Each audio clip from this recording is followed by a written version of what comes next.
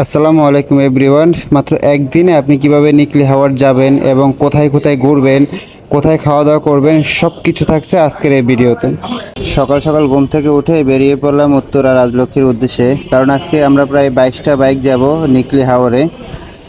So সবাই যে যার মতো করে চলে আসলাম। তারপর আমাদের অ্যাডমিন প্যানেল থেকে কিছু দিক নির্দেশনা দেওয়া হলো এবং তারপর আমরা সবাই মিলে বাইক নিয়ে বেরিয়ে পড়লাম। রাইড শুরু করার শুরুতেই ঝুম বৃষ্টি শুরু হলো। তো কিছু করার নাই, যেহেতু আমরা আজকে হাওড়া যাচ্ছি ভিজতে। তো বৃষ্টি কোনো ব্যাপারই না, সারাদিন ভিজবো, কোনো প্যারা নাই। এভাবে ভিজতে ভিজতে আমরা ময়মনসিংহ রোড হয়ে কাপাসিয়া হয়ে আমরা এখন কিশোরগঞ্জ দিকে যাচ্ছি। তারপর মাঝপথে মজনু সেতুতে দাঁড়িয়ে কিছুক্ষণ আড্ডা টাড্ডা দিয়ে এখন আবারও রওনা দিচ্ছি আমরা কিশোরগঞ্জের উদ্দেশ্যে। রাস্তাগুলো অসম্ভব সুন্দর ছিল। তো যারা বাইক নিয়ে হাওড়া যাওয়ার প্ল্যান আছে তারা এই রোডটা ফলো করতে পারেন। আপনারা চাইলে উত্তরা হয়ে গাজীপুর দিয়ে এবং হোতাপাড়া হয়ে ডাইনে গিয়ে কাপাসিয়া দিয়ে বামে একদম সোজা কিশোরগঞ্জ পৌঁছে যাইতে পারেন। এবং কিশোরগঞ্জে গিয়ে কিশোরগঞ্জ থেকে 2-3 ভাবে যাওয়া যায়। তো ওইখানে গিয়ে ওইখানে স্থানীয় কাউকে জিজ্ঞেস করলে সবচেয়ে ভালো যে রাস্তাটা সেটা আপনাকে দেখিয়ে দিবে।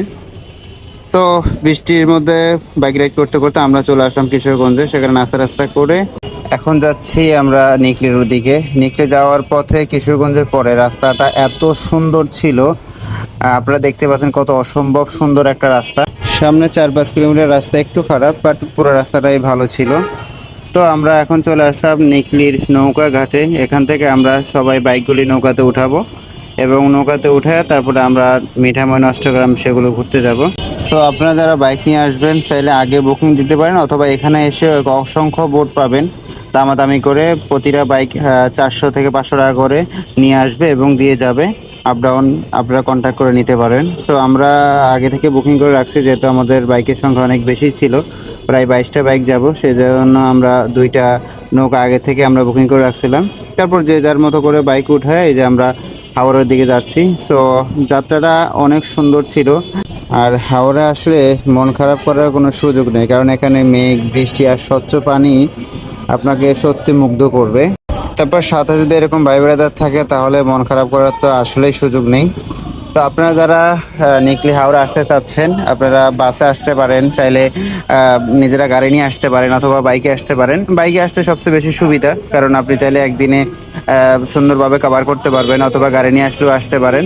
তারপর কিছুক্ষণের মধ্যে আমরা চলে আসলাম সাতির চর বলে এটাকে, কিশোরগঞ্জ সাতির চর। এখানে সবাই গোসল করে। সবগুলো নৌকে এসে প্রথম এখানে দাঁড়ায়, যেমন টাঙ্গুয়ার হাওরে যেমন ওয়াচ টাওয়ার, এটা হচ্ছে যে এই নিকলি হাওরের ওয়াচ টাওয়ার। তারপর সেখানে প্রায় 2 ঘন্টা সবাই ঝাপাঝাপি করার পর এখন আমরা যাচ্ছি মিঠামনির উদ্দেশ্যে। কিছুক্ষণের মধ্যে আমরা মিঠামনি ঘাটে চলে আসলাম। তারপর এখানে সবাই সবার বাইক উঠালাম। বাইক উঠিয়ে এখন আমরা খাওয়া দাওয়া করবো। তবে একটা কথা বলে রাখি, যারা বাইক ছাড়া আসবেন, গাড়িতে আসবেন, তারা চাইলে এখান থেকে বাইক ভাড়া নিয়েও নিকলিটা ঘুরতে পারবেন, কোনো সমস্যা নেই। তারপর এখন আমরা হাওরের তাজা তাজা মাছ দিয়ে দুপুরে লাঞ্চ করব এবং সাথে হাঁস তো অবশ্যই ট্রাই করব। যাই হোক, আপনি এখানে অনেক দোকান পেয়ে যাবেন খাওয়া দাওয়ার জন্য, এবং মোটামুটি রিজনেবল প্রাইসে দুপুরে লাঞ্চ করতে পারবেন। 200 টাকা মাছ এবং 200 টাকা হাঁস পাওয়া যায়। তারপর দুপুরে লাঞ্চ শেষ করে এখন আমরা যাব মিঠামইন এবং অষ্টগ্রামের উদ্দেশ্যে। এটা হচ্ছে মিঠামইন 0 পয়েন্ট। এখান থেকে বামে যদি যান তাহলে হবে ইটনা, আর ডাইনে হচ্ছে অষ্টগ্রাম। 2 দিকে রাস্তা অসম্ভব সুন্দর এবং 2 দিকে 18 কিলোমিটার করে রাস্তা। তো আমরা এখন ইটনার দিকে যাচ্ছি। এটা ভীষণ ভীষণ সুন্দর একটা রাস্তা। আমি আমার লাইফে যত রাস্তায় বাইক রাইড করছি এত সুন্দর রাস্তা এর আগে আমি কখনোই পাইনি। সো সবাই মিলে অনেক অনেক এনজয় করলাম এবং আকাশের মেঘ এত বেশি সুন্দর ছিল যেটা ভাষায় প্রকাশ করার মতো না। তারপর আমরা সবাই একসাথে অনেকক্ষণ সেখানে বাইক রাইড করলাম। আসলে মাত্র একটা দিনে এত সুন্দরভাবে দিনটাকে উপভোগ করা যায়, এটা কিশোরগঞ্জ বা নিকলি হাওড়া না আসলে আমি কোনোভাবেই বুঝতাম না।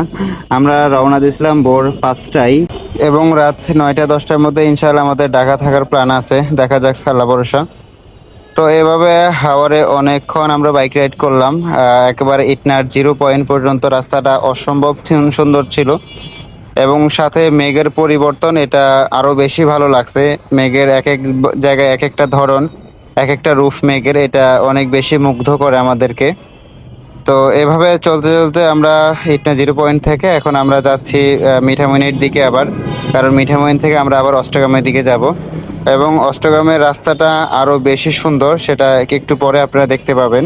এটা হচ্ছে মিঠামইন থেকে অষ্টগ্রামের রোড। এই রোডটা অসম্ভব সুন্দর একটা রোড।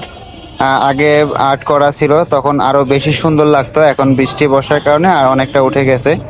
তো আপনারা যারা বাইক ছাড়া আসবেন, আপনারা চাইলে এখানে অটো পাওয়া যায়। এখানে অটো ভাড়া করে আপনারা পুরো রাস্তাটা ঘুরতে পারেন। অটো নেওয়ার সময় অবশ্যই দামাদামি করে নেবেন, কারণ যেহেতু এখন হাওড়ের সিজন, তো এখন একটু দাম বেশি হবে। সো এভাবে গল্প করতে করতে আমাদের অষ্টগ্রামের দিকে পথ চলা। এই রাস্তাটা আসলেই অসম্ভব সুন্দর ছিল, যেটা আমার সারা জীবন মনে থাকবে। তারপর সেখানে অনেকক্ষণ আড্ডা দিয়ে আমরা চলে আসলাম আবারও মিঠামইন ঘাটে। এখান থেকে আমরা যে যার মতো সবার বাইকটা উঠাবো, এখন উঠিয়ে আমরা এখন রওনা দিব ইনশাল্লাহ নিকলির উদ্দেশ্যে। তো বিকালের মিঠামইনটা আসলে অসম্ভব সুন্দর, যেমন মেঘ তেমনই চারপাশের পরিবেশটা। সো যাদের হাতে সুযোগ থাকে অন্তত একটা দিন সময় করে আপনারা চাইলে মিঠামইন নিকলি হাওরটা ঘুরে যেতে পারেন। তো সাঁতার চড়ে যারা গোসল করতে পারেন না, অনেকে সময় স্বল্পতার কারণে গোসল করতে পারেন না, তারা এসে এখানেও গোসল করতে পারেন এবং অনেকে বিকাল পর্যন্ত দেখলাম এখানে গোসল করে। কিছুক্ষণ পর মনে হয়েছিল যে আমরা সেন্ট মার্টিনের দিকে যাচ্ছি, যদিও এখানে একটা ছোট চর আছে। ওই চরের নাম হচ্ছে যে মিনি সেন্ট মার্টিন, যেটা দেখতে অনেকটা আমাদের সেন্ট মার্টিনের মতোই লাগে। যাই হোক, ফাইনালি আমরা নিকলি নৌকাঘাটে চলে আসলাম, যেখান থেকে সকালে আমরা নৌকাতে উঠছিলাম ঠিক সেখানেই। তো এখন আমরা যে যার মতো করে বাইক উঠাবো, উঠে ইনশাল্লাহ ঢাকার উদ্দেশ্যে রওনা করব। আশা করছি রাত 10টার মধ্যে ঢাকা পৌঁছে যাব। সবাই আমাদের জন্য দোয়া করবেন এবং পরবর্তী ব্লগ নিয়ে দেখা হবে আপনাদের সাথে। আসসালামু আলাইকুম।